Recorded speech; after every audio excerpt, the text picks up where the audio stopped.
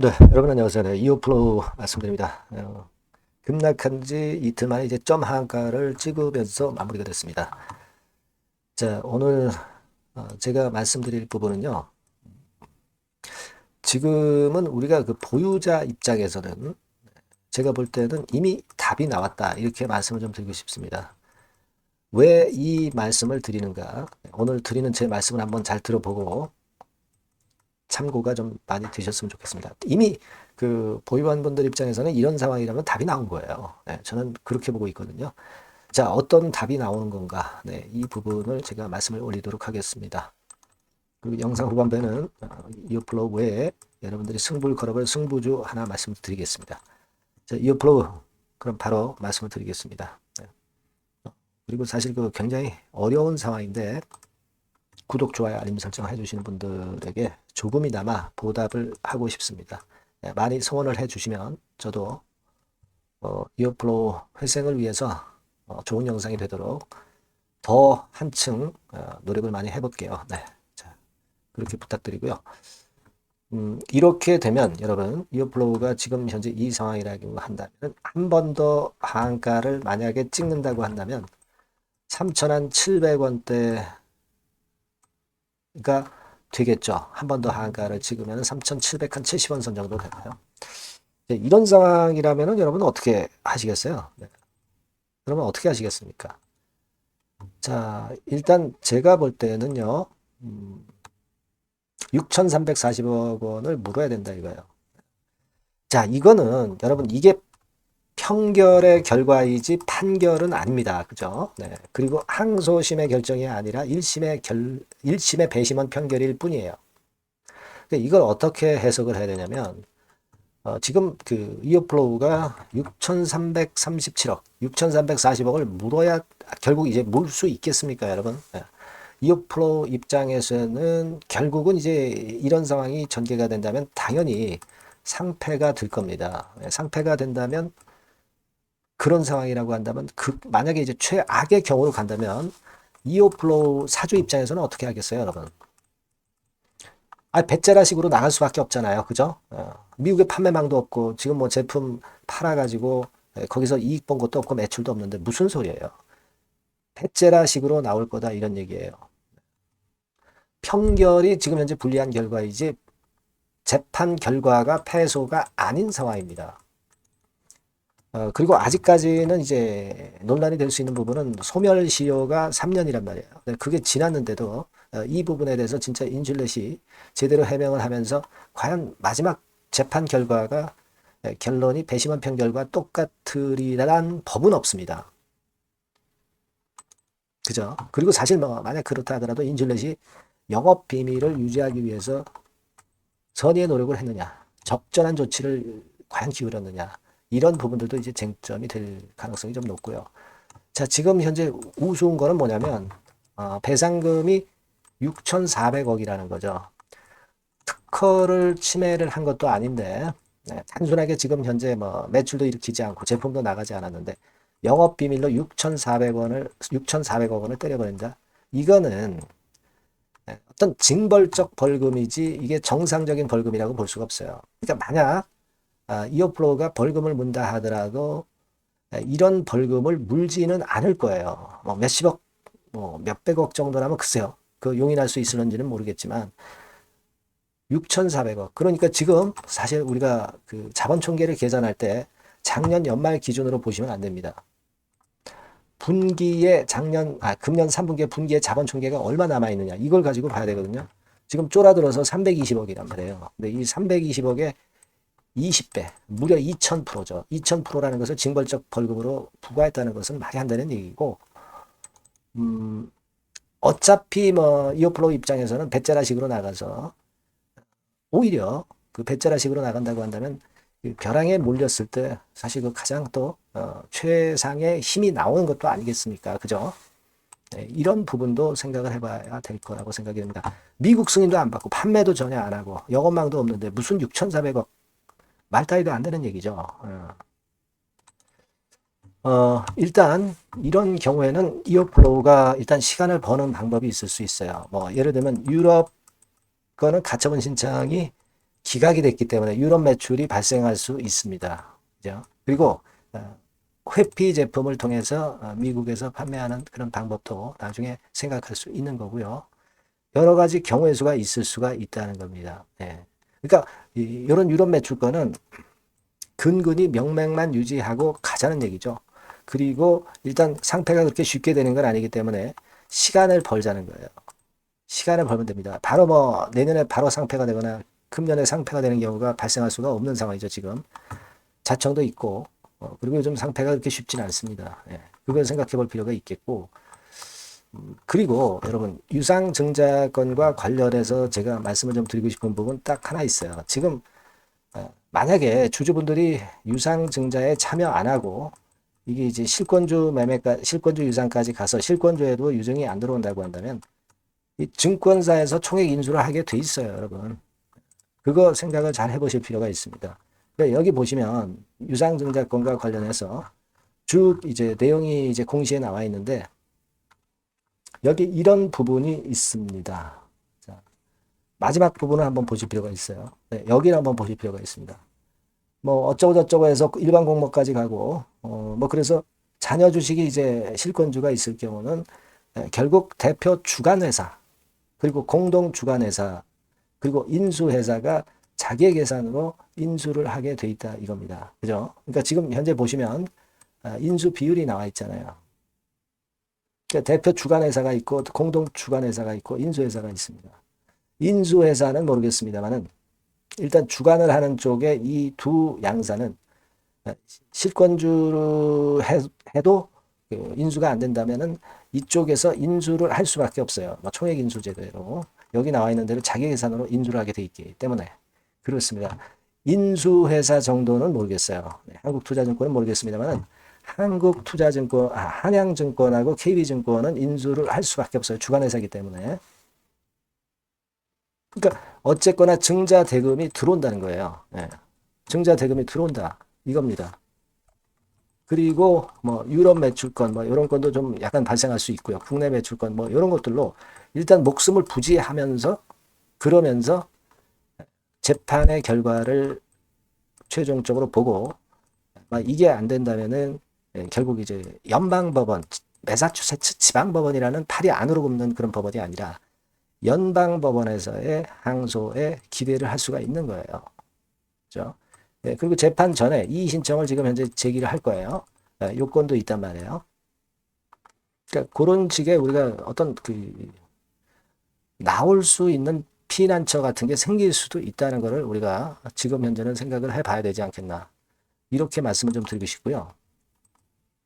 그리고 이제 여기서 만약 이제 또 한가 친다면 이제 3,770원인데 자, 그 가격 이하로 매도는 무의미합니다. 무의미하죠.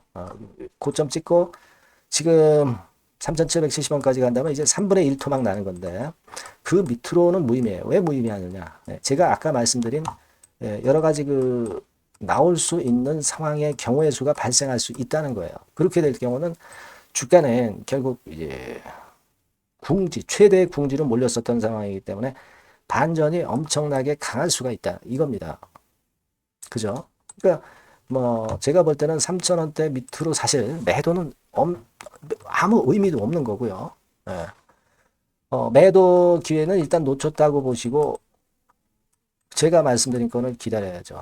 그리고 반등이 나온다면 그 반등이 나오고 나서 그 강도를 우리가 측정을 해보고 수급을 봐서 그 다음에 대책을 우리가 강구하면 된다 이거예요. 그죠? 그렇게 봐야 되지 않겠나 이런 생각을 합니다.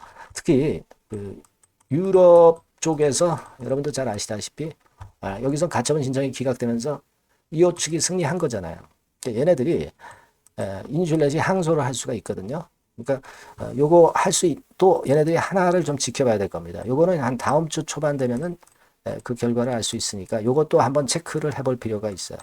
자, 그리고 궁지에 몰린 이오플로우로서는 어차피 상폐된다 한다고 한다면은 뭐 여러 가지 방법을 쓸 수가 있어요. 물론 이게 지금 뭐 굉장히 복잡한 문제가 걸려 있지만 뭐 좀 못한 국가로 뭐 M&A 건의 재료를 터트린다든가 여러 가지 주가를 반전시킬 수 있는 거리를 마련할 수 있다는 거예요.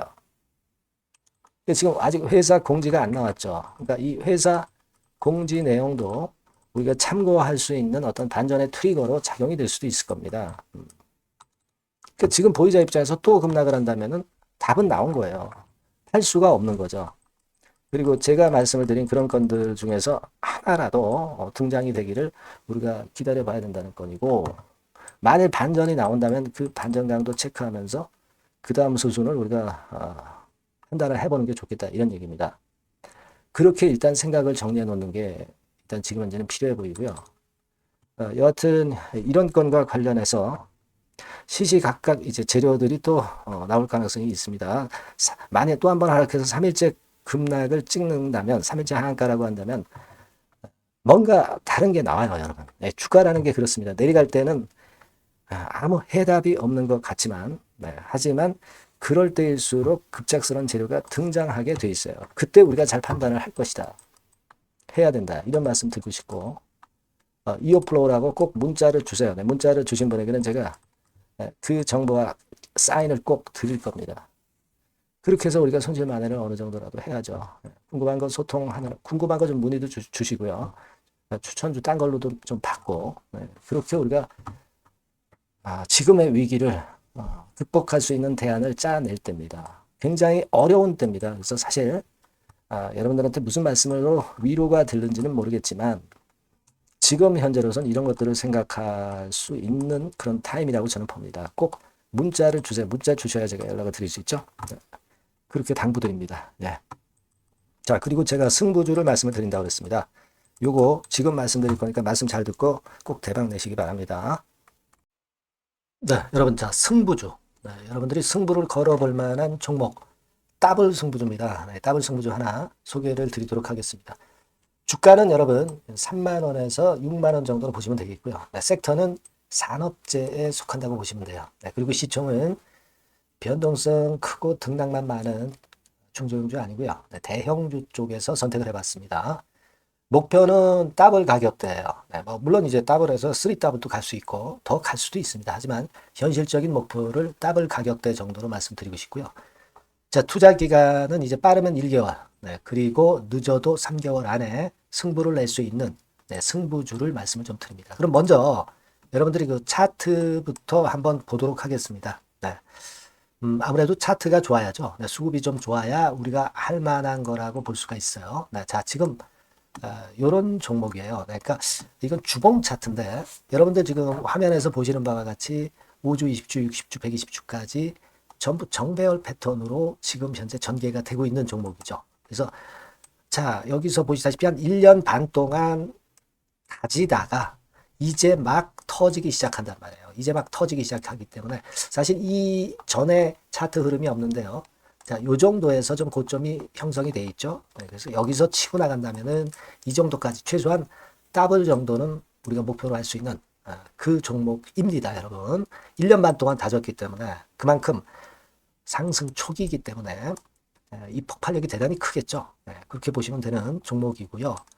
자, 그리고 다음으로 이제 우리가 특징적인 걸 볼 것은요, 밸류업 지수에 편입이 된 종목입니다, 여러분. 이 밸류업 지수에 편입이 되면은 주주 환원 정책이 엄청 좋은 경우만 여러분 밸류업 지수에 편입되는 거 잘 아실 겁니다. 그래서 이 밸류업 지수에 편입이 된 종목이기 때문에 그만큼 우리가 강력한 모멘텀을 형성을 할 가능성이 높겠다, 이거예요. 코리아 밸류업 지수가 100종목만 있죠. 100종목. 100종목만 있습니다. 뭐 200종목도 아니고 300종목도 아니에요. 자, 그만큼 이런 기준에 적합한 그런 종목만을 밸류업 지수로 선정을 하기 때문에 이 밸류업 지수에 편입됐다는 것은 엄청난 모멘텀이 있다. 네, 이렇게 보셔야 돼요. 네. 자, 그리고 실적을 한번 볼까요? 네, 실적을 한번 보면 자, 이렇게 돼 있어요, 여러분. 그러니까 이게 우리가 그냥 뭐 차트 좋고 괜찮다고 그래서 그냥 무조건 하는 게 아니라 실적도 점검을 해야 돼요. 영업이익이 작년 동기 대비해서 무려 한 60% 증가했어요. 네. 그리고 누적을 해서 3분기까지 실적으로 본다면 누적 영업이익이 작년 3분기까지의 누적 영업이익의 더블입니다, 여러분. 더블. 네. 100% 증가한 그런 종목이다. 그만큼 우리가 믿고 할 수 있는 종목이다. 네. 그렇게 볼 수 있겠죠, 여러분. 네. 그렇게 볼 수 있고요. 사실 지금 여러분 트럼프가 당선이 되면서 예전에 그 투자하신 분들은 잘 아실 거예요. 굴뚝주. 이 굴뚝주들이 더 각광을 받고 있어요, 여러분. 이 굴뚝주 쪽에 속한 종목이라고 보시면 돼요. 이제는 환율이 높고 하기 때문에 이 굴뚝주가 가능성이 좀 있고, 트럼프가 가만히 보면은 이 굴뚝주 쪽에 많이 그 정책을 뭐 밀고 나가는 그런 패턴이 있다 이거예요. 그러니까 트럼프 관련해서도 그 큰 줄기에 트럼프 정책 관련주라고도 볼 수가 있는 거예요, 여러분. 네, 그 부분이고요. 그 다음에 우리가 한번 요거 한번 볼 필요가 있습니다. 해외 유사 기업하고 비교를 한번 해보니까 피어그룹 해외 유사 기업과 이제 비교를 하는 거죠. 해외 평균이 이제 퍼가 한 21배, 그리고 PBR이 한 4.4배의 유사한 종목들의 흐름입니다. 네, 근데 지금 보면은 작년 기준으로 보면은요. 작년 기준으로 보면 지금 보니까 그 되게 작년 기준에 퍼가 이 종목이 6배밖에 안 됐어요. 여러분. 6배밖에 안 됐습니다. 그리고 PBR도 보면은 한 1.3배수밖에 안 돼요. 자, 그러니까 여력이 굉장히 많죠. 해외 그룹하고 비교할 때. 자, 이런 강점이 있다는 걸 여러분들 꼭 아셔야 되겠다. 네, 이 말씀 좀 드리고 싶고요. 자, 그리고 요걸 한번 보실 필요가 있습니다. 이 종목이 최근 5년간에 거쳐서 최고 퍼가 있었고 최고 PBR이 있었어요. 자, 퍼 40배 그리고 PBR 2배까지 날아갔던 종목입니다. 근데 작년 기준으로 해서 보니까 퍼가 6배밖에 안 됐고요. PBR은 1.3배밖에 안 됐어요. 그러니까 여력이 굉장히 있다. 네, 이 부분을 우리가 분명히 아실 수 있고 그럴 수 있는 부분입니다. 자, 요런 강점이 있는 종목이다 이런 얘기입니다. 네, 그러다 보니까 연기금과 외인이 쌍끌이 매집을 이제 막 시작해요, 여러분. 네, 외인은 이때부터 들어오기 시작했고 기관은 꾸준히 매수를 하면서 여기서 자 보세요. 자 여기서 좀 더 가속도가 나기 시작하고 있죠. 이제 막 시작하고 있는 국면이라 이런 얘기입니다. 네, 하기 때문에 자, 이 종목은 상당히 메리트가 굉장히 크다라고 하는 사실을 우리가 분명히 알 수 있는 그런 부분이다. 이렇게 판단이 되고요. 따라서 우리가 이런 종목이라면은 승부를 걸어볼 만하다. 네, 저는 그렇게 보는 겁니다. 아시겠죠? 네. 그래서 요 종목을 제가 매수부터 매도까지 그리고 중간에 AS까지 지속적으로 해드릴 거고요. 자, 요 번호로 뭐라고 주시면 되냐면 승부주, 그죠? 네, 승부주.